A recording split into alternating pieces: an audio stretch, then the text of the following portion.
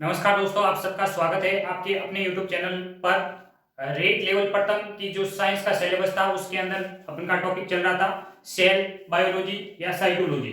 Cytology के अंदर अपन ने 3 टॉपिक या 3 वीडियो बना चुके हैं और ये चौथा वीडियो और आखिरी वीडियो है जिसके अंदर अपन देखेंगे केंद्रक या न्यूक्लियस। अब देखिए केंद्रक की जो संरचना है उसके बारे में अपन सबसे पहले बात करें। संरचना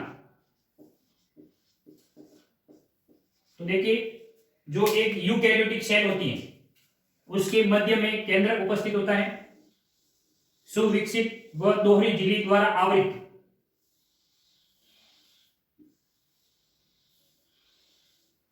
और इस केंद्रक में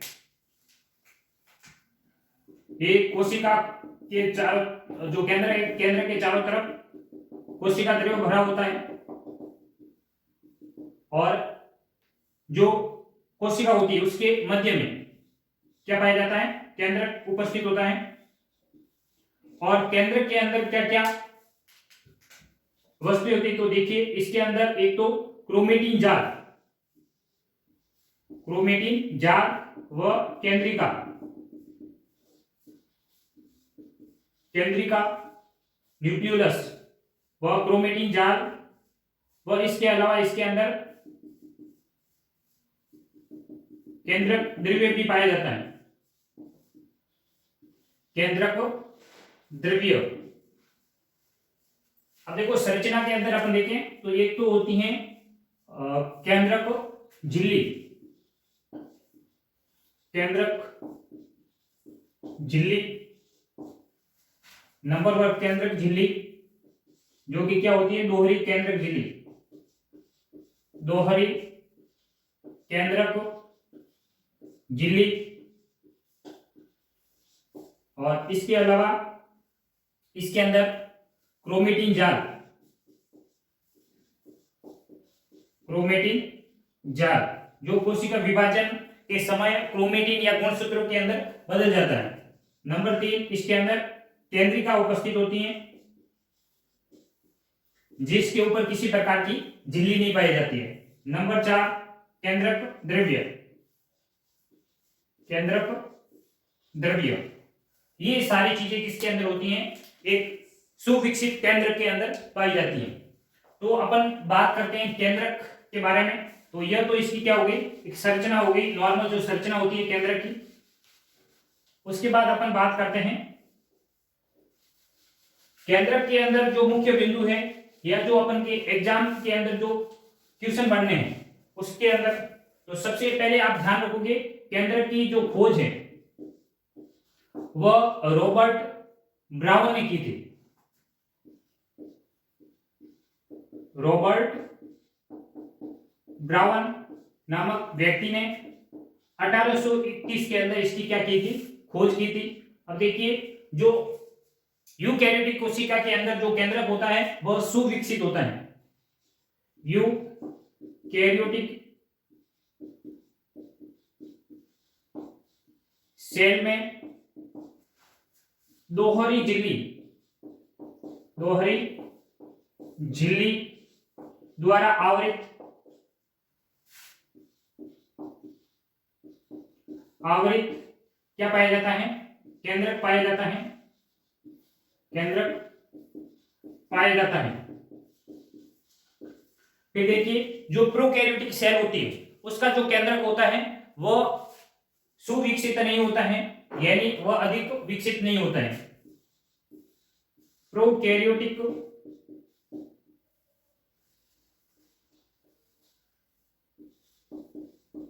प्रोकैरियोटिक सेल में केंद्रक अविकसित व केंद्रक के समान जो संरचना पाई जाती है उसे अपन प्रोकैरियोटिक सेल के अंदर अविकसित, यानी जो केंद्रक है वह अविकसित तथा सेल के विशेष भाग में, विशेष भाग में पाया जाता है जिसे केंद्रका, जिसे केंद्र का या जीनोपोर कहते हैं। ये तो होगी आपकी जो प्रोकैरियोटिक सेल है उसके अंदर जो केंद्रक होता है वह अविकसित होता है और उसके ऊपर किसी प्रकार की जो केंद्रक झिल्ली है वह अनुपस्थित होती है और उसके अंदर केंद्रिका भी क्या होती है, अनुपस्थित होती है। और यह एक विशेष भाग में जो प्रोकैरियोटिक सेल होती है उसके विशेष भाग में पाया जाता है जिसे अपन केंद्रका या क्या बोलते हैं, जीनोपोर बोलते हैं। अब देखिए जो केंद्रक है उसके अंदर क्रोमेटिन जाल पाया जाता है। केंद्रक में क्रोमेटिन जाल पाया जाता है।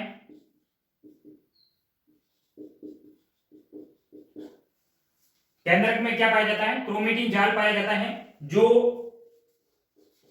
कोशिका विभाजन के समय छड़ा का रूप में या अपन कह सकते हैं कि क्रोमेटिन जाल जो है वह गुणसूत्रों में बदल जाता है। केंद्रक में क्रोमेटिन जाल पाया जाता है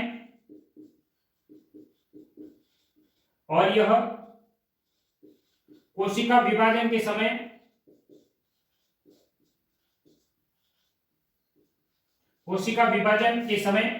क्या हो जाता है, छड़ा का रूप में परिवर्तित हो जाता है।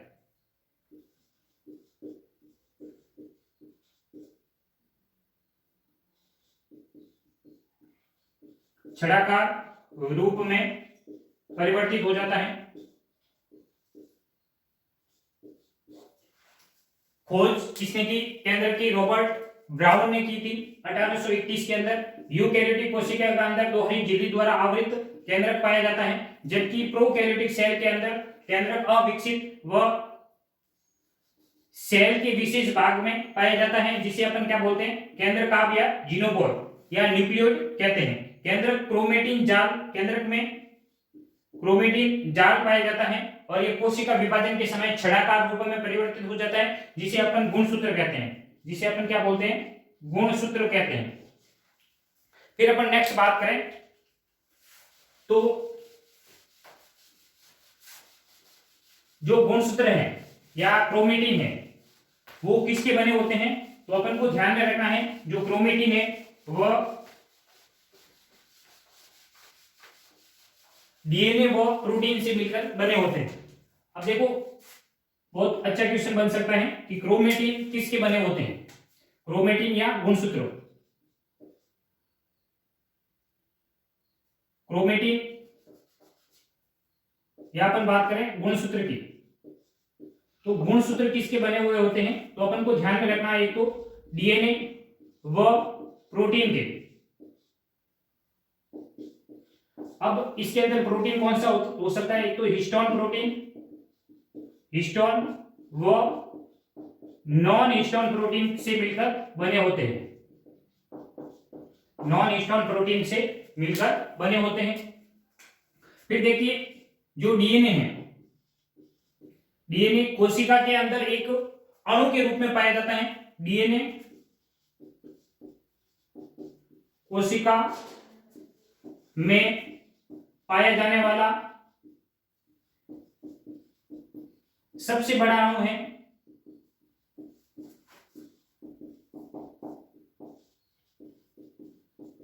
और जो यह पैतृक गुणों को क्या करता है, संतति के अंदर ले जाता है। डीएनए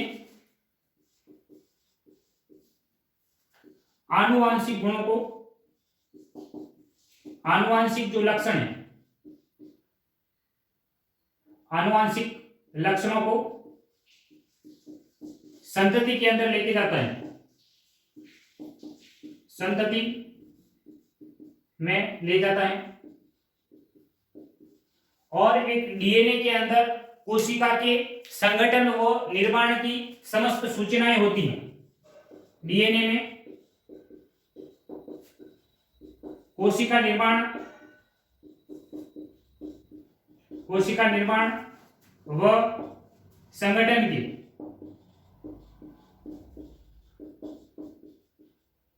सभी सूचनाएं पाई जाती हैं। फिर अपन को ध्यान रखना है कि जीन किसे कहते हैं, तो डीएनए का क्रियात्मक खंड जो क्या करता है, प्रोटीन का निर्माण करता है।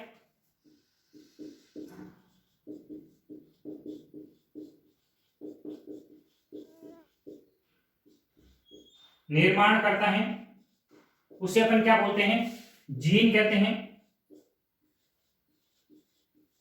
और जीन शब्द कौन किसने दिया, जीन की खोज किसने की, तो जॉनसन ने जीन शब्द दिया था। और जो आनुवांशिकता का जनक है ग्रोगर मेडर, उसने जीन को क्या कहा था, कारक कहा था। यह मुख्य जानकारी है जो अपन को किसके अंदर ध्यान रखनी है, न्यूक्लियस या केंद्र के अंदर।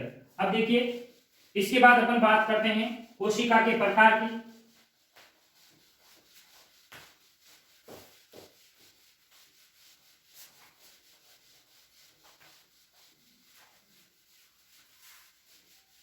इसके बाद अपन बात करते हैं कोशिका के प्रकार की। तो यूकेरियोटिक कोशिका के दो प्रकार होते हैं,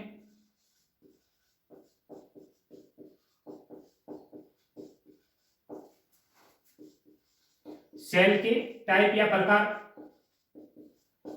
तो यूकेरियोटिक कोशिका दो प्रकार की होती हैं। नंबर 1 अपन बात करें तो यूकेरियोटिक कोशिका के अंदर एक तो होती है पादप कोशिका, पादप सेल, और दूसरी होती है जंतु कोशिका। इसके अंदर मुख्यतः क्या अंतर होते हैं वो अपन को ध्यान में रखना है। एक तो पादप सेल और दूसरी है जंतु सेल या जंतु कोशिका। अब देखो, पादप सेल के अंदर अपन बात करें तो एक होती है सेल वॉल यानी कोशिका भित्ति। तो यह पादप कोशिका में क्या होती है, प्रेजेंट होती है यानी पाई जाती हैं, उपस्थित। जबकि जंतु कोशिका में क्या होती हैं, अनुपस्थित होती हैं। फिर अपन बात करें तो लवक या प्लास्टिड की, तो अपन देखेंगे कि पादप कोशिका होती है उसके अंदर प्लास्टिड या लवक पाए जाते हैं यानी उपस्थित होते हैं। जबकि जंतु कोशिका के अंदर किसी प्रकार के लवक नहीं पाए जाते यानी अनुपस्थित होते हैं। फिर अपन बात करते हैं संचित भोज्य पदार्थ की। तो आप ध्यान रखोगे, जो पादप सेल है, पादप सेल के अंदर जो भोज्य पदार्थ है वो स्टार्च के रूप में पाई जाती हैं। और जंतु कोशिका के अंदर यह ग्लाइकोजन के रूप में जो भोज्य पदार्थ है वह संचित होता है। फिर अपन बात करें सेंट्रोसोम की, सेंट्रोसोम या तारकाकार। तो अपन देखेंगे कि सेंट्रोसोम जो मुख्यतः पादप कोशिकाओं के अंदर क्या होता है, अनुपस्थित होता है, जबकि जंतु कोशिका के अंदर पाया जाता है उपस्थित। फिर आप ध्यान रखोगे रिक्तिका। तो जो पादप कोशिका होती है उसमें बड़ी रिक्तिका पाई जाती है, जबकि जंतु कोशिका के अंदर छोटी रिक्तिका पाई जाती है। यह मुख्य अंतर होता है एक पादप कोशिका व जंतु कोशिका में। सेल वॉल उपस्थित पादप कोशिकाओं में, जबकि जंतु कोशिकाओं में ये क्या होता है, अनुपस्थित होता है, लवक पाया जाता है। और जंतु कोशिका के अंदर अनुपस्थित होता है। संचित भोजन का आप ध्यान रखोगे, संचित भोज्य पदार्थ जो पादप सेल है उसके अंदर जो संचित भोज्य पदार्थ है वो स्टार्च के रूप में संचित होता है, जबकि इसके अंदर यानी जंतु कोशिका में ग्लाइकोजन के रूप में यह संचित होता है। सेंट्रोसोम जो पादप कोशिका में सामान्यतः क्या होता है, अनुपस्थित होता है। लेकिन अपवाद स्वरूप जो निम्न पादप होते हैं, शैवाल आदि, उसके अंदर ये क्या होता है, पाया जाता है। और जबकि जंतु कोशिका में जो सेंट्रोसोम है वह उपस्थित होता है। रिक्तिका यह पादप कोशिकाओं में बड़ी, जबकि जंतु कोशिका में छोटी होती है। फिर अपन बात करते हैं कोशिका विभाजन की।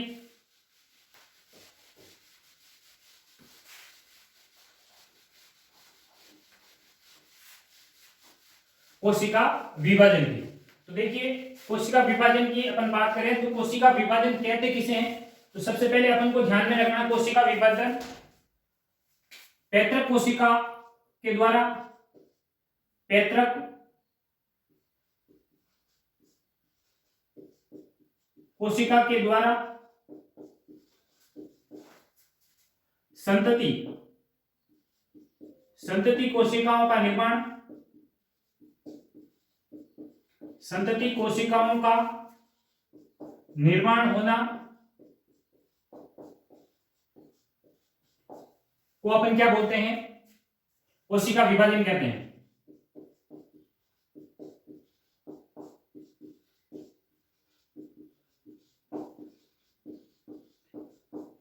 कोशिका विभाजन कहते हैं। फिर अपन बात करते हैं नेक्स्ट। तो इसमें यदि अपन बात करें तो जो कोशिका विभाजन है वह मुख्यतः दो प्रकार का होता है। एक होता है आपके समसूत्री विभाजन और दूसरा होता है अर्धसूत्री विभाजन, और एक तीसरा विभाजन होता है असूत्री विभाजन। वो अपन के एग्जाम के अंदर नहीं पूछा जाने वाला है। समसूत्री विभाजन व अर्धसूत्री विभाजन, इनका अपन को अंतर ध्यान रखना है। यदि आपको समसूत्री विभाजन व अर्धसूत्री विभाजन पूरा पढ़ना है तो मैं डिस्क्रिप्शन के अंदर आपको जो वीडियो का लिंक है वो डाल दूंगा, वहां से आप देख लीजिएगा।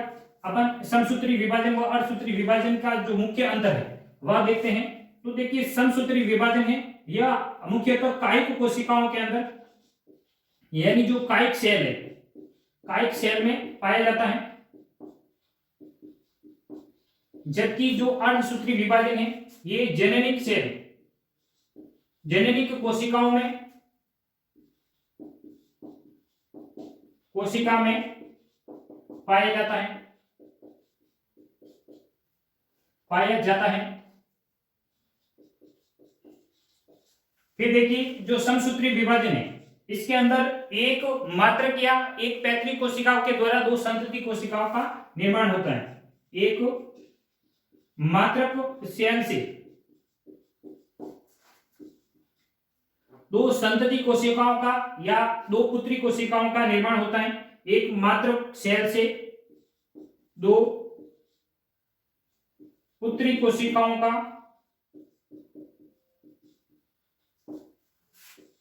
निर्माण होता है। अब देखिए, एक मात्र कोशिका जो कि क्या है, जिसके अंदर 2n गुणसूत्र है, और ये विभाजन के बाद भी क्या होगा, उसके अंदर 2n जो गुणसूत्र है वह उपस्थित रहेंगे। एक बार क्या होगा, इसके अंदर समसूत्री विभाजन के बाद क्या होता है, एक मात्र कोशिका से दो पुत्री कोशिकाओं का निर्माण होता है, और जो मात्र कोशिका है और जो पुत्री कोशिका है उनके अंदर गुणसूत्रों की संख्या समान रहती है समसूत्री विभाजन। तीसरा अंतर अपन देख रहे हैं इसमें, यानी समसूत्री विभाजन में गुणसूत्रों की संख्या, गुणसूत्रों की संख्या समान बनी रहती है, समान बनी रहती है। फिर देखिए, जेनेटिक कोशिका के अंदर अपन देखें तो अर्धसूत्री विभाजन या मियोसिस पाया जाता है, और इसमें एक मात्र कोशिका से चार पुत्री कोशिकाओं का निर्माण होता है। इसमें यानी अर्धसूत्री विभाजन में एक मात्र कोशिका से चार पुत्री कोशिकाओं का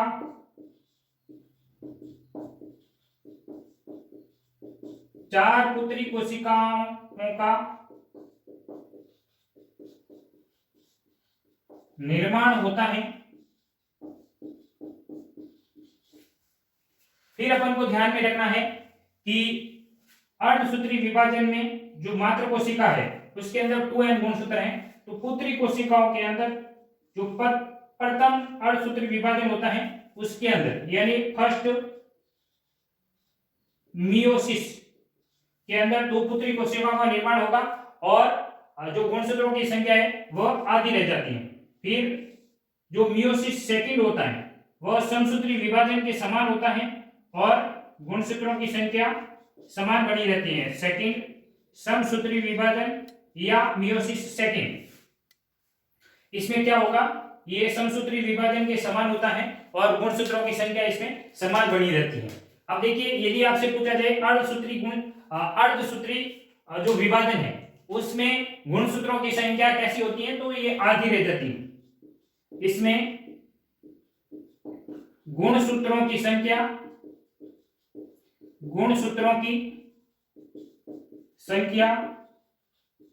आधी रह जाती है।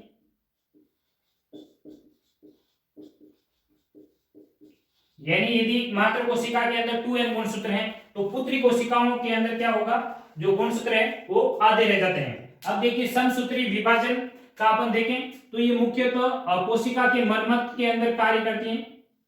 कोशिका के या कोशिका के घाव को भरने में या कोशिका के मरम्मत या घाव को भरने